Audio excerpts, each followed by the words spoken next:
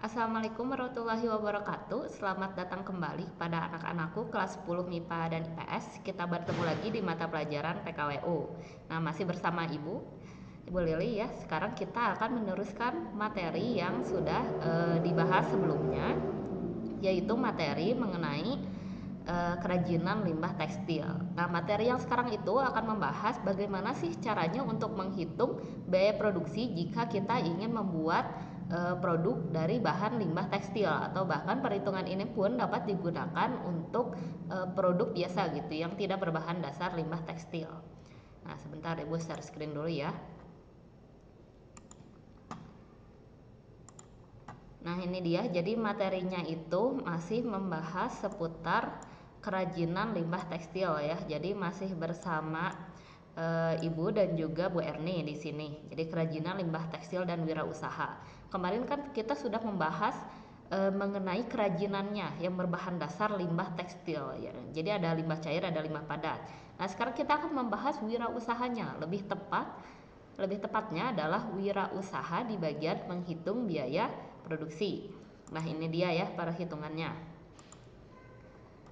Bentar, Ibu akan share screen dari Excel ya. Nah, yang ini.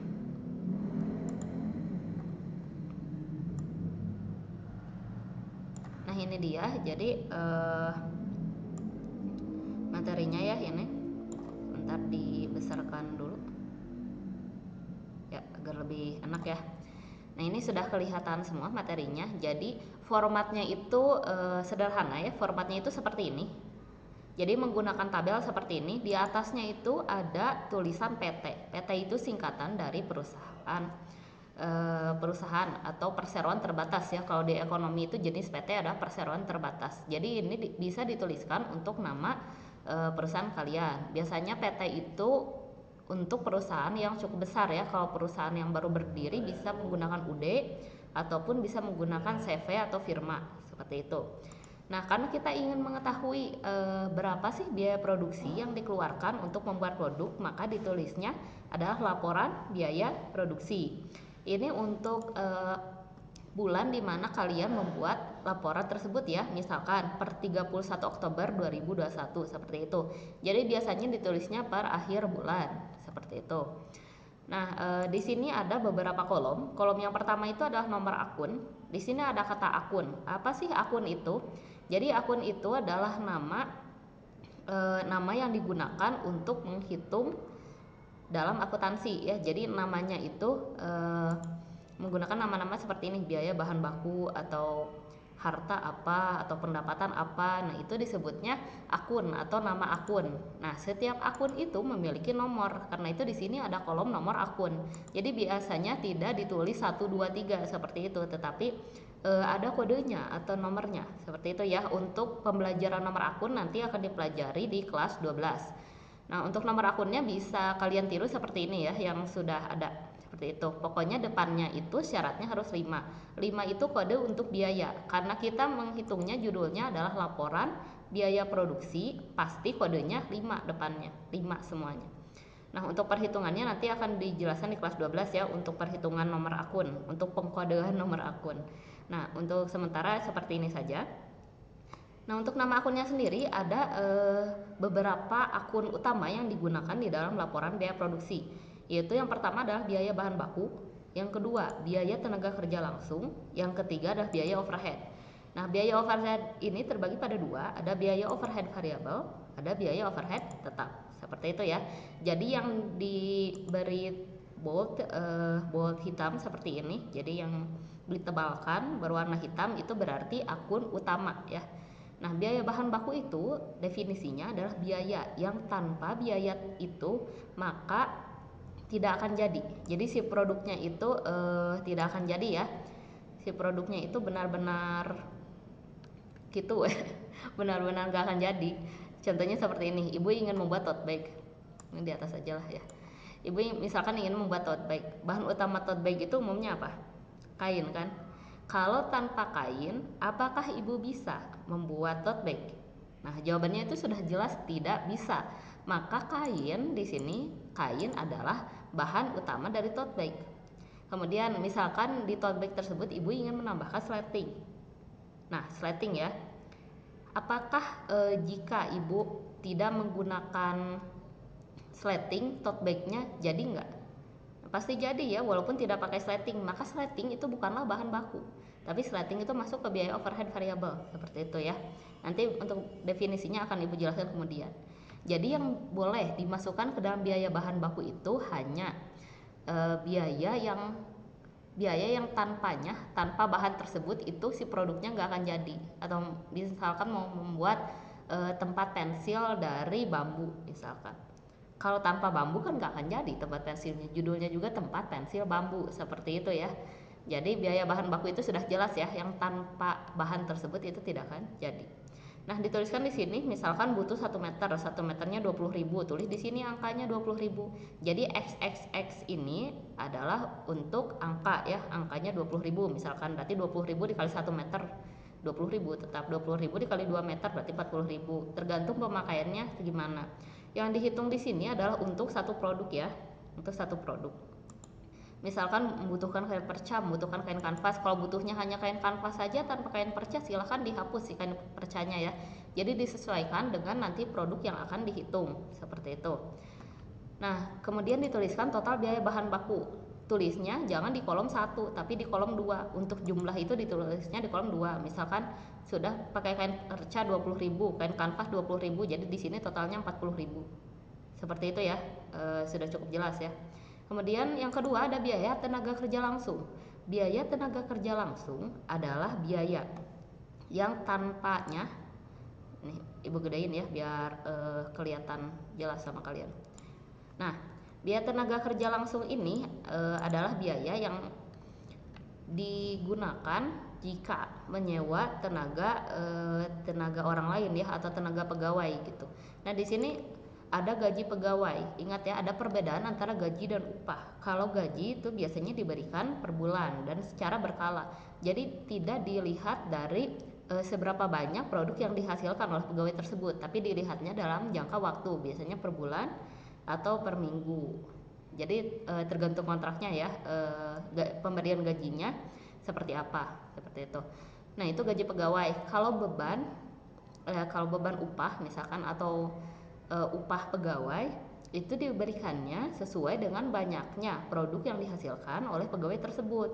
Contohnya, tukang jahit diminta untuk menjahit 10 pakaian. Nah, maka bayarannya untuk 10 pakaian gitu. Jadi dibayarnya bukan per bulan tukang jahitnya, tapi untuk 10 pakaian, karena tadi dimintanya menjahit 10 pakaian. Selesainya bisa 1 minggu, bisa 2 minggu, itu terserah si penjahitnya, tergantung seberapa cepat dia dapat menjahit 10 pakaian tersebut. Seperti itu. Nah, gaji pegawainya ditulis di kolom nomor 1. Tuh, di kolom nomor 1 ya. Di sini. Kemudian total biaya tenaga kerja langsung disimpan di kolom nomor 2. Misalkan kalian tidak bisa nih bikin tote bag, mau nyewa penjahit untuk menjahitkan saja. Nah, itu berarti masuk ke sini. Apakah boleh? Boleh. Karena memang pada kenyataannya itu tidak semuanya dilakukan oleh si pengusaha itu sendiri, dia pasti menyewa pegawai. Bagaimana kalau tidak ada pegawai atau tidak menggunakan tenaga pegawai, tenaga orang lain? Maka ini cukup di strip saja ya, di strip saja. Bagian gaji pegawai di strip dan juga total biaya tenaga kerja langsung di strip, seperti itu. Nah, lanjut ke biaya overhead. Definisi dari biaya overhead ini, nama lainnya adalah biaya tambahan.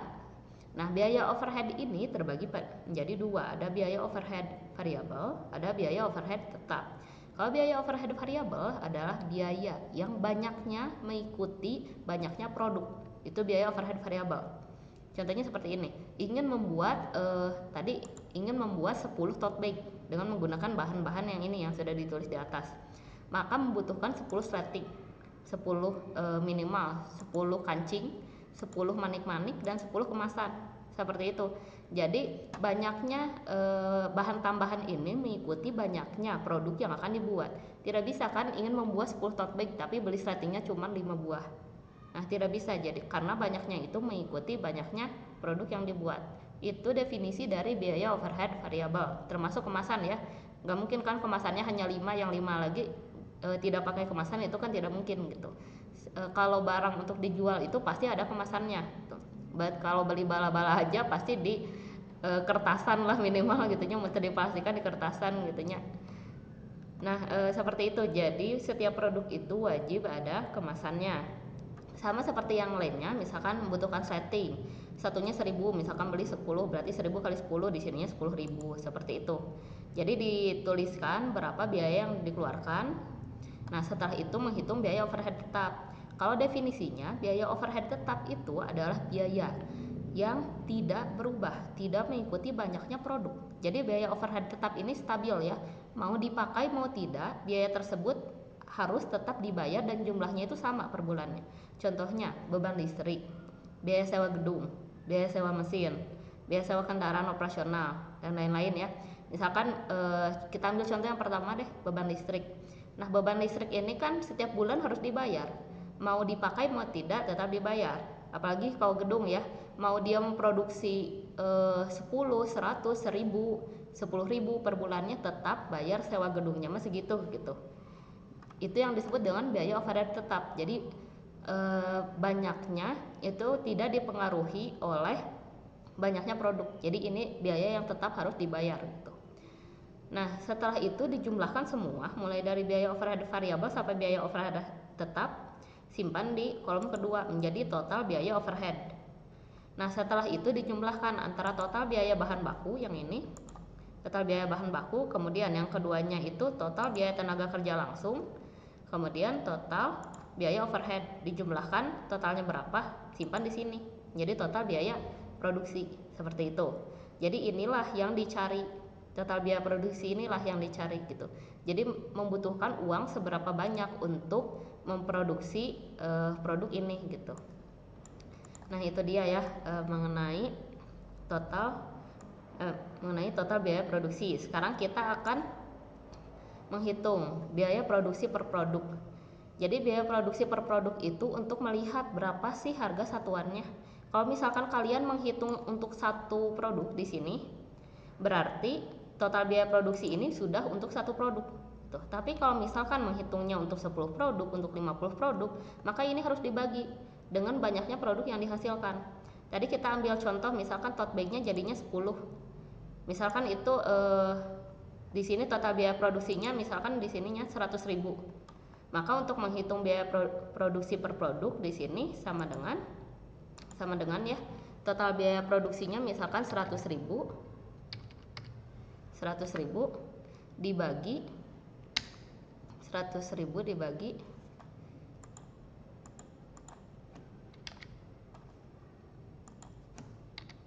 100.000 dibagi tadi jadinya 10 misalkan seperti ini. Berarti hasilnya itu sama dengan 10.000. Maka hasilnya itu 10.000. Itu biaya produksi per produknya. Jadi hasilnya itu jika kita memproduksi tote bag maka membutuhkan 10.000 rupiah. Itu belum termasuk laba. Untuk menghitung laba atau keuntungannya itu sederhana saja ya. Tinggal di sininya itu di sini aja lah. Tinggal misalkan harga jual per produknya sama dengan biaya produksi per produk 10.000 ditambah laba yang diinginkan. Labanya misalkan yang diinginkannya 5.000 untuk satunya. Ya berarti sudah ketahuan ya bahwa hasilnya itu jadi 15.000 seperti itu. Nah itu dia mengenai perhitungan laporan biaya produksi. Yang dicari itu goalnya yang ini ya, yang dicarinya itu sampai jadi si 15.000 nya ini. Bisa sama kalian ditulis yang rapi di bawah rumusnya. Ini rumus ya, yang biaya produksi per produk dan harga jual produk itu rumus. Nah mungkin segitu saja materi yang Ibu sampaikan untuk pertemuan kali ini. Jika ada yang ingin ditanyakan, silakan tuliskan pertanyaan kalian di kolom komentar Classroom atau LMS. Insya Allah akan Ibu jawab, atau lebih cepat silahkan langsung saja WA Ibu ya. Terima kasih yang sudah menonton video ini. Sehat terus anak-anak. Sampai jumpa lagi di video yang berikutnya. Wassalamualaikum warahmatullahi wabarakatuh.